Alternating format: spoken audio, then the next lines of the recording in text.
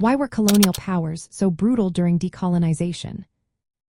Imagine a world where powerful countries fought fiercely to keep their hold on distant lands.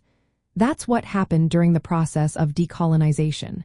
When colonies started demanding independence, the old rulers often responded with violence. Why was this the case? Let's find out. Colonial powers wanted to keep control over valuable territories and resources.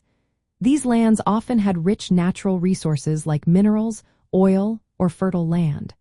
Losing these assets meant losing economic strength and global influence.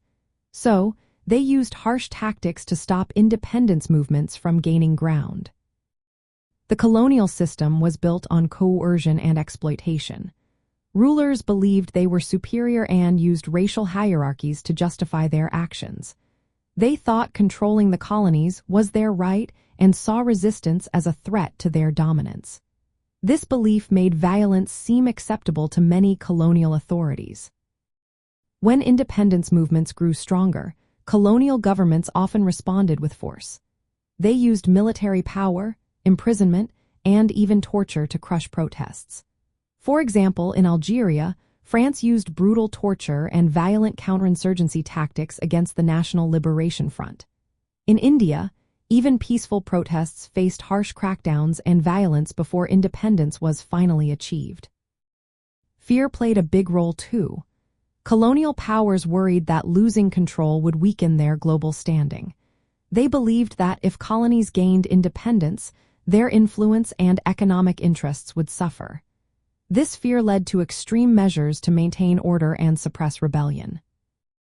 Racist ideologies also fueled brutality. Colonial rulers viewed colonized peoples as inferior and justified violence as a way to keep them in line. This dehumanization made it easier to commit acts of cruelty without guilt. Decolonization was a major turning point in world history. It was a clash between old empires trying to hold on and new nations fighting for their freedom. The violence during this time reflected the struggle to break free from imperial control. Understanding why colonial powers used such brutality helps us see the deep scars left on many countries.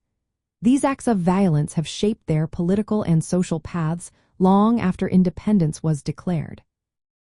Recognizing this history is key to understanding the challenges many post-colonial nations face today.